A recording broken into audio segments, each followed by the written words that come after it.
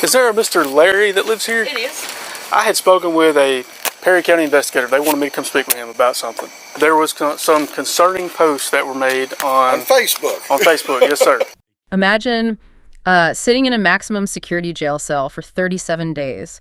You're staring down a $2 million bail. You're missing your wedding anniversary and the birth of your granddaughter. Oh, man. That's heavy. Right. And your crime.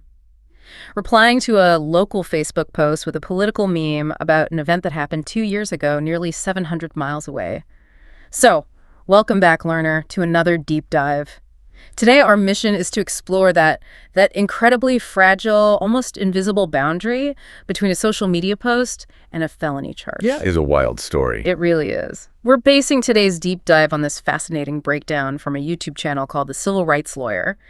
It details this exact scenario and just the massive legal fallout of a guy who spent over a month in jail over a meme. And it's a sequence of events that genuinely tests, the structural integrity of the First Amendment, especially how local law enforcement interprets digital speech in this era where, everyone is basically carrying a printing press in their pocket. Exactly. Okay, let's unpack this. But before we get into the timeline, I want to take a second and address you, the listener, directly. Yeah, this is important. Right, because this deep dive touches on some really highly politically charged events and figures. We're going to talk about left-wing and right-wing viewpoints. We have to discuss the climate after the assassination of conservative figure Charlie Kirk, and we'll be referencing quotes from Donald Trump. Right, and we're looking at this through the actions of a self-described progressive citizen. Exactly. So I want to be crystal clear right up front. Neither of us are taking sides here. We're not endorsing any political viewpoints, and we are definitely not validating the content or, the tastefulness of the memes we're about to discuss. Right, because the goal is strictly to impartially analyze the facts, the legal mechanisms, and the First Amendment implications, just exactly as they're presented in the source material. Precisely. Because, how does a retired law enforcement officer end up with a $2 million bail for a Facebook post? We have to set the stage to understand that. Yeah, the context is everything here. So it's September of 2025, and the country is just reeling. Charlie Kirk, who was a passionate and very prominent Second Amendment advocate, has just been assassinated. Right. So the national conversation is highly polarized. People are emotional. The whole environment is incredibly volatile. Exactly. When a high-profile political assassination like that happens, the shockwaves hit every level of society. That includes local communities and local law enforcement. Threat matrices just expand everywhere. Right. People are extremely on edge. Yeah. So 10 days after that assassination, we get introduced to our central figure, Larry Bushart. Now, Larry is 61 years old. He's a retired law enforcement officer himself, and he describes himself as a progressive. And he lives in Lexington, Tennessee. Right, Lexington. Yeah. And millions of other people, Larry's just scrolling through a local community Facebook group. He sees a post promoting a candlelight vigil for Charlie Kirk in nearby Perry County, Tennessee. And Larry decides to respond. He uploads a series of political memes right there in the comments. Yeah, but there is one specific meme that just triggers this unbelievable chain of events. What was it? Well, the meme accurately quoted a statement made by Donald Trump following a school shooting. But the mechanism of the whole misunderstanding here is entirely geographical. Oh, right, the locations. Yeah, the meme explicitly referenced a tragedy at Perry High School in Perry, Iowa, an event that happened back in January of 2024. Okay, wait, I have to pause on that detail because the meme explicitly says Iowa. Yes. And Lexington is in Tennessee, and the vigil is for Perry County, Tennessee. How does a local investigator bridge a nearly 700-mile gap to view this as a local threat? That's the million-dollar question. It's like someone calling the fire department on you because you posted a photo of a campfire in another state, and the local fire chief decides you're trying to burn down your own neighborhood. That is a perfect analogy. Yeah. That jurisdictional leap is basically the core legal absurdity of this entire case. The internet collapses physical distance. Right. A post about Iowa appears right next to a post about Tennessee on your screen. Exactly. But the law still relies on physical jurisdiction. So while the internet is just full of out-of-context quotes and geographic confusion, this specific post didn't just stay online. No, it didn't. It bypassed any normal filtering process and prompted a literal real-world knock on Larry's door. Yeah, and we actually have the body cam descriptions from that knock. We do. So it's September 21st, 7:48 p.m., An officer from the Lexington Police Department arrives at Larry's house. And the incredible confusion of this local officer, I mean, it tells you everything you need to know about how this was mishandled from minute one. Right out of the gate, the Lexington officer admits he basically has no idea what is going on. He's just as confused as Larry is. Pretty much. He tells Larry that a Perry County investigator, they believe it was Investigator Jason Morrow, had called him. So the Lexington officer was essentially just acting as a blind proxy. Right. He was just told there was a concerning post insinuating violence and asked to go make contact. Yeah. And Larry, being a former law enforcement officer himself, he knows his rights. Yeah. He's standing on his porch, and he flat out refuses to take the meme down. Good for him. He tells the officer, I'm not taking it down. Go look at it for yourself. And the officer actually declines.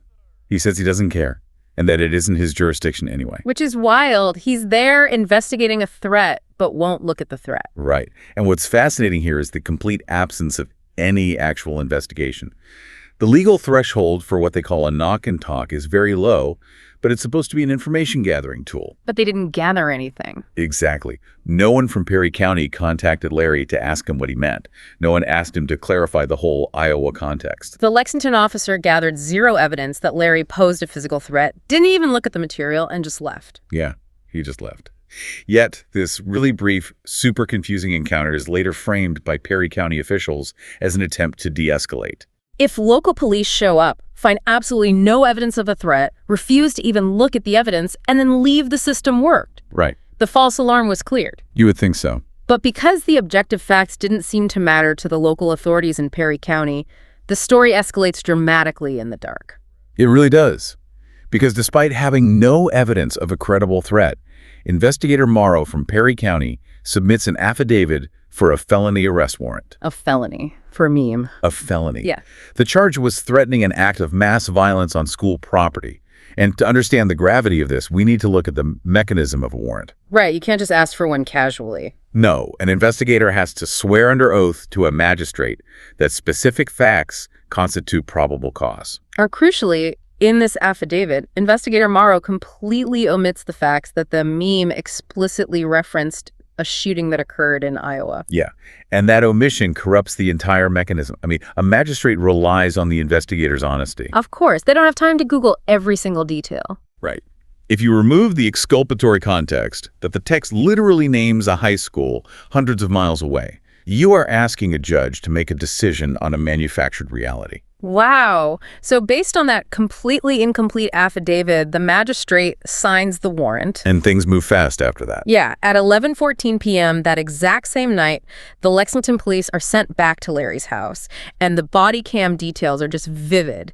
They knock, they tell Larry that Perry County issued a warrant, and they follow him inside while he gets his shoes. And then right there on his front porch in front of his wife, a 61-year-old retired cop is handcuffed. At 11:17 at night. It's just crazy. So Larry is driven to the jail in Lexington, and in the early hours of the morning, he gets transferred into the custody of the Perry County Sheriff's Office. Yes, and this transition gives us this massive legal insight into how law enforcement actually perceived the danger Larry supposedly posed. This part is highly intriguing. So the Perry County deputy picks him up, puts Larry in the front seat of the cruiser, and doesn't even handcuff him. It's unbelievable. Wait. They charge him with threatening mass violence, but let him ride shotgun without cuffs. Doesn't that prove they knew he wasn't an actual physical threat? It totally undermines their own legal argument. In constitutional law, an officer's actions in the moment are often the best evidence of whether they genuinely believed an imminent threat existed. Right, because if you're transporting a supposed mass terrorist, you don't let him ride up front and adjust the radio. Exactly. Protocol for someone genuinely suspected of planning mass violence dictates maximum restraint. The lack of handcuffs strongly suggests that they knew they were transporting a guy who posted a meme online, not a terrorist. But, that relaxed attitude completely ended at the courthouse steps. Oh, yeah, it did. Once he's formally charged in Perry County, he goes before the only general sessions judge in the county, and his bail is set at an astronomical $2 million. $2 million. For a Facebook comment, bail is legally designed to ensure a defendant returns for trial, right? Or to protect the public from an imminent, demonstrable threat. Not just to punish someone because you don't like what they said. Exactly. It's not supposed to be a punitive measure applied before a conviction. So setting a $2 million bail for a local resident with deep community ties over a digital post-acute It essentially transforms the bail system into a pretrial sentence. And because of that impossible number, Larry sits in a jail cell for 37 days. His life is just entirely suspended. 37 days. He misses his wedding anniversary. He misses the birth of his granddaughter. And you just have to wonder, learner, what was the sheriff doing while Larry sat in a cell? How do the local authorities justify keeping a man locked up for over a month on a charge that is structurally falling apart? Well, the justification campaign takes place entirely in the media. Right. Here's where it gets really interesting. Yeah. So Perry County Sheriff Mick Williams goes on a local television tour. He claims that Larry's meme caused, quote-unquote, mass hysteria in the community. Mass hysteria. Yeah, he's asserting that parents and teachers at the local school were just terrified. But the facts actually start to emerge because journalists started digging into those claims. They filed a FOIA request, a Freedom of Information Act request, with the public school system. Right, asking for any records, any phone calls, any emails from panicked parents regarding this supposed threat. And the FOIA request revealed nothing. Literally zero evidence of mass hysteria. No records, no phone calls from panicked parents. The mass hysteria, according to the documentary evidence, simply did not exist. The narrative is completely crumbling. So we finally get to day 37. Larry is still in jail. And Sheriff Williams sits down for a television interview. And the interviewer actually presses him on the facts. It's a great moment. The interviewer holds up the meme and points out that the sheriff knew the meme explicitly referenced Iowa. Right, and the sheriff acknowledges this right on camera. He admits they knew it was an existing meme about Iowa. But his justification for the arrest is deeply, deeply concerning. When pressed on whether he truly thought Larry was threatening the local high school, Sheriff Williams replies that, and this is a quote, in his heart, he believed Larry knew what he was doing. In his heart? Yes. He specifically says, in my heart, he violated the law set forth by our legislators. He's referencing a new Tennessee law that took effect in July of 2024. Okay, let's look at the mechanics of that July 2024 law. It likely expanded the statutory definition of terroristic threats to include digital communications that cause public panic. Right, which a lot of states are doing now. But criminal law requires mens rea, right? The actual objective intent to cause harm or panic in that specific jurisdiction. Exactly. And this raises an important question about the danger of law enforcement using personal feelings. The sheriff substituted the legal requirement of objective intent with his own subjective heart. Which is wild. You can't arrest someone based on vibes. No, you can't. That is a catastrophic misapplication of how a criminal statute is designed to work. The law requires probable cause, objective facts, and evidence. It does not operate on the subjective emotional state of a state official. Wow. When a sheriff uses personal feelings, quote unquote, in my heart, to justify the deprivation of a citizen's liberty, the system is completely broken down. Especially when other law enforcement agencies are publicly contradicting the sheriff's narrative. I mean, Sheriff Williams claimed that the local Lexington police went to Larry's house to de-escalate the situation. Right. But when a news station asked the Lexington police chief if his department was involved in asking Larry to de-escalate or clarify, the chief flatly responded, no. Wow. So the foundation of the arrest was just completely unsupported by the evidence or even the other police department. And the legal system finally caught up to that reality because on day 38, the district attorney drops the charges. Larry is released that very same day. He's free, but I mean, the damage is done. Yeah, you can't give a man back the birth of his granddaughter. You can't unring the bell of being handcuffed on your front porch in front of your neighbor. No, you can't. And because the local authorities effectively bypassed the objective facts to keep him locked up, Larry's only recourse was to fight back. He had to elevate this to a system where objective facts are the entire foundation of the federal courts. Yeah, and this is where FIRE enters the picture. The Foundation for Individual Rights and Expression. They're a nonpartisan organization, and they defend free speech across the entire political spectrum. Which is so important in this climate. It really is. So FIRE, along with attorney David Rubin, they file a federal civil rights lawsuit against Perry County, against Sheriff Williams, and against Investigator Morrow. And they aren't just suing for a general apology. They're making very specific, really high-stakes legal claims. The first one is First Amendment retaliation. Right, and proving First Amendment retaliation is incredibly difficult in federal court. You have to prove that the state official took adverse action explicitly because of the protected speech. It's a high bar. Very high. And you have to show that this action would chill a person of ordinary firmness from continuing to speak. Makes sense.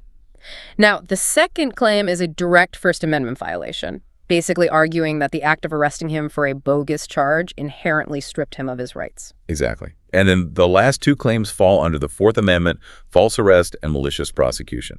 Let's talk about that malicious prosecution charge, because that is a heavy accusation. They aren't just saying the sheriff made a paperwork mistake. Not at all. They are arguing he explicitly weaponized the justice system to punish Larry, using the legal system not to prosecute a real crime, but as a weapon to punish someone. Precisely. Malicious prosecution requires proving an abuse of process.